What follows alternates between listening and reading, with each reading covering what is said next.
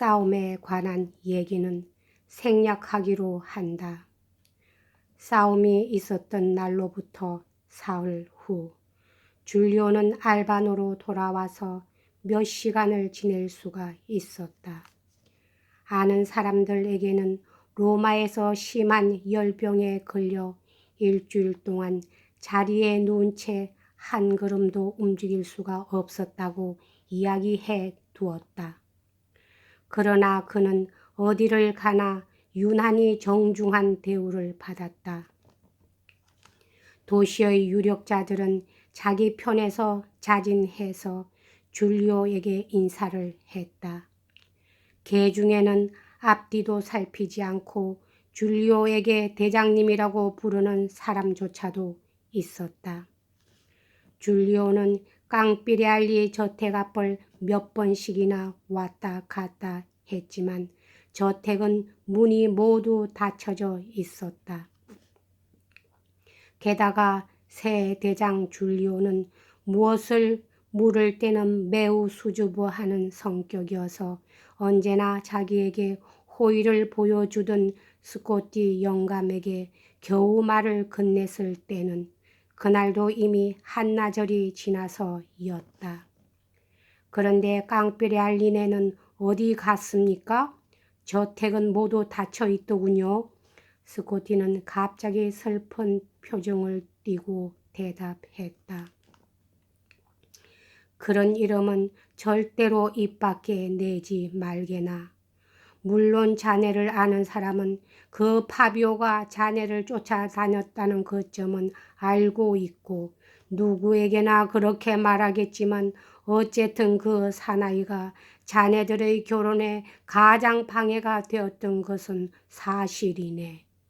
그러나 결국 그 사나이가 죽었기 때문에 동생이 막대한 재산을 받을 것인데 더욱이 그 동생은 자네를 사랑하고 있다는 것은 부정할 수 없네.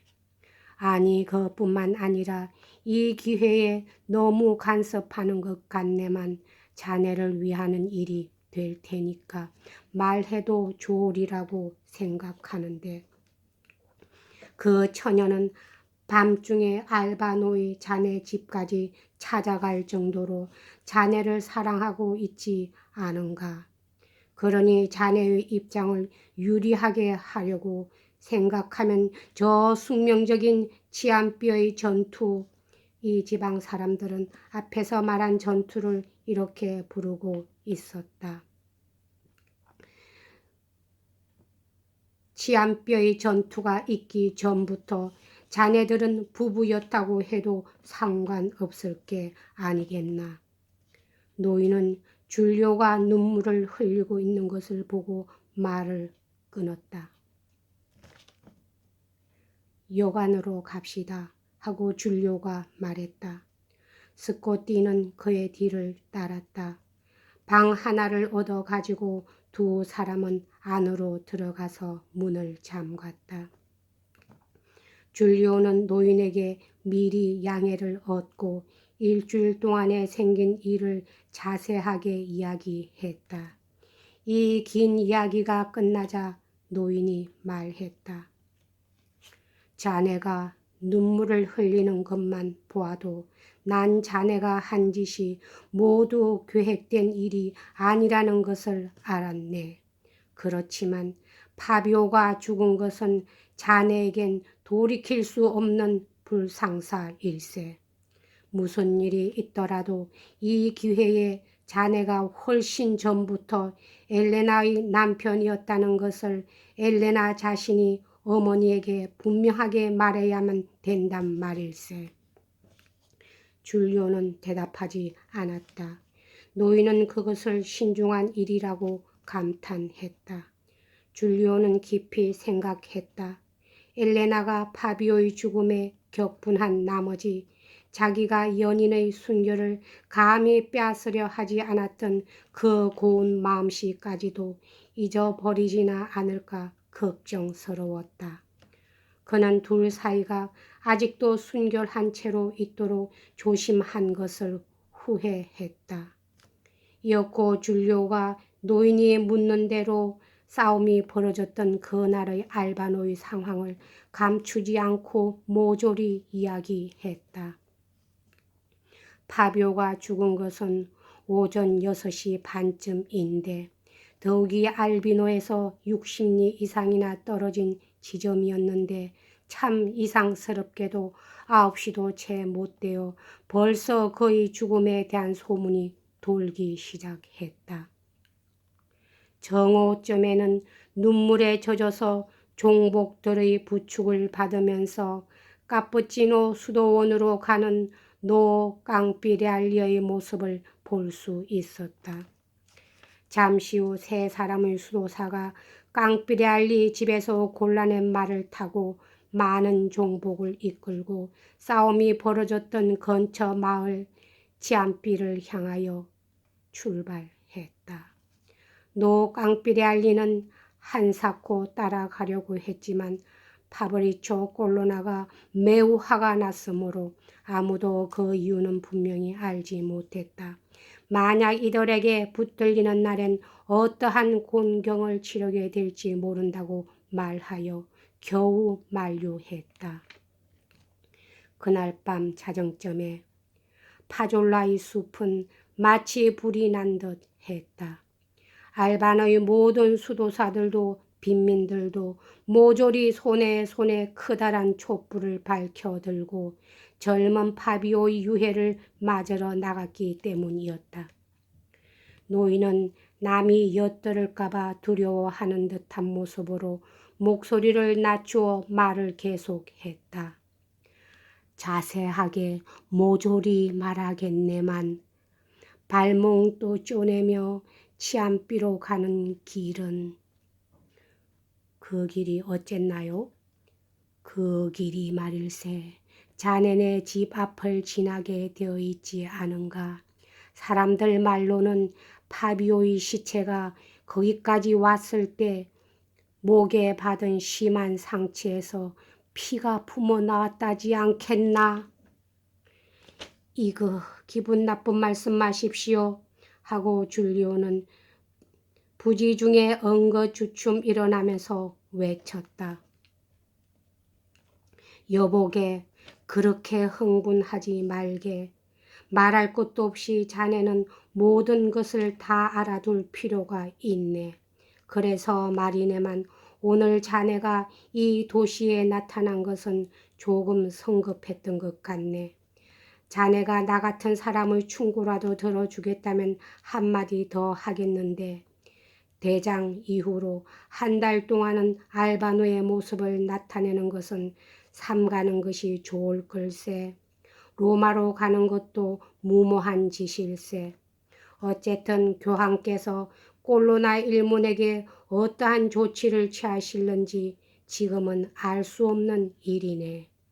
파브리초는 세상 소문으로 비로소 치안비 전투를 알았다고 하기 때문에 교황께서 그것을 신용하실지도 모르지만 로마 총독은 대단한 어르신이 당이니까 노기가 등등한더라. 파브리초의 용감한 부하 한 사람이라도 교수행에 처할 수 있다면 기뻐할 걸세. 파브리초로 말하자면 자신은 전투에는 참가하지 않았다고 분명히 말하고 있는 이상 정면으로 항의할 수는 없을 게 아닌가. 한 걸음 더 나가서 말하겠는데 이런 말은 듣고 싶지 않다고 말할지도 모르겠나만 전쟁과 관계 있는 것으로 한 가지 충고를 하겠네. 자네는 알바노에서는 모든 사람들에게 호의를 받고 있으니 망정이지 그렇지 않다면 자네 생명은 위험한 것일세. 자네는 이렇게 몇 시간이나 시중을 왔다 갔다 하지만 이 점을 잘 생각해 보게. 어르신이 당의 사람들은 그것을 하나의 도전으로 알지도 모르는 일일세. 아니 그렇게는 생각하지 않더라도 적어도 훌륭한 상을 받는데 다시 없는 기회라고 생각할 게 틀림없네. 어쨌든 깡피레알리 노인이 자네를 해치우는 사람에겐 가장 좋은 땅을 상으로 주겠다고 입버릇처럼 말하고 있단 말일세. 자네는 집에 있는 부하 몇 사람을 데리고 알바노로 왔더라면 좋았을 터인데. 부하 같은 건 집에 없습니다. 그게 정말인가? 대장, 농담이 아닐세. 이 여간에는 뜰이 있네. 뜰로 나가서 포도밭을 빠져서 도망치게. 나도 따라가겠네. 나는 나이도 먹었고 무기도 갖지 않았네만 만일 아기를 품고 있는 자라도 만나면 내가 말을 걸겠네. 그 틈에 자네만이라도 도망치게. 줄리오는 단단히 얻어맞은 것 같았다. 무모하기 짝이 없는 일이지만 줄리오는 깡피레알리 저택이 모두 닫혀 있고 온 가족이 로마로 옮겨갔다는 말을 들은 순간부터 엘레나와 자주 미래하던 정원에 다시 들어가 보고 싶은 충동을 느끼고 있었다. 그뿐만 아니라 어머니가 없는 틈을 타서 자기를 맞아들이던 엘레나의 방도 다시 한번 볼 생각이 들었다. 엘레나가 깊은 사랑을 보여주던 곳을 봄으로써 엘레나가 화가 나지 않았을 것이라는 확신을 갖고 싶었던 것이다. 브란치 포르테와 의리 깊은 노스코티는 포도밭을 가로질러서 호수 쪽으로 오르는 오솔길을 걸어갔으나 아무런 봉변도 당하지 않았다. 줄리오는 다시 한번 파비오의 장례의 상황을 자세하게 이야기해 달라고 했다. 이 용감한 청년의 유해는 많은 사제들에게 호송되어 로마로 옮겨져 자니꼴로 언덕에 있는 성 오노포리오 수도원 안에 있는 종중 교회당에 매장되었다. 매우 기이한 일로 남의 관심을 끈 것은 장례 전날 엘레나가 아버지의 분부로 카스트로의 방문 동정회 수도원에 다시 보내진 일이었다. 이 사실은 엘레나가 숙명적으로 그 오빠를 죽여야 할 처지에 놓인 산적과 남모르게 결혼했었다는 소문을 입증하는 것이었다. 줄리오는 집 가까이에 오자 자기 부대의 하사와 4명의 병조를 만났다. 전의 대장은 숲을 났을 때에는 반드시 여러 명의 부하를 데리고 갔었다고 그들은 줄리오에게 말했다. 무모한 짓을 하다가 살해되어도 좋다고 생각한다면 미리 탈당해 주기 바란다. 살해되면 복수할 책임을 짊어져야만 하기 때문이니까 라고 공은 입버릇처럼 말했던 것이다. 줄리오 브란치 포르테는 여태까지 그런 일에는 전혀 무관심했지만 이제야 비로소 그 생각이 옳다고 생각했다. 여태까지 줄리오는 미개한 민족처럼 전쟁이란 용감하게 싸우는 것밖에 없다고 생각하고 있었다.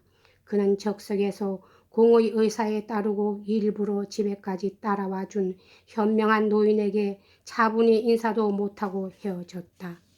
그러나 며칠 안 지나서 줄리오는 미친 듯이 우울해져서 다시 깡피레알리 저택을 보러 왔다. 해질 무렵 줄리오와 3명의 부하는 나폴리의 상인으로 변장하고 몰래 알바노에 잠입하였다.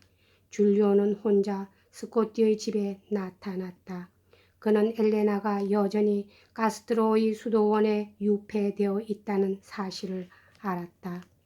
엘레나의 아버지는 이른바 아들을 죽인 하수인과 엘레나가 결혼한 줄로만 알고 한평생 엘레나의 얼굴을 보지 않으려고 결심했다.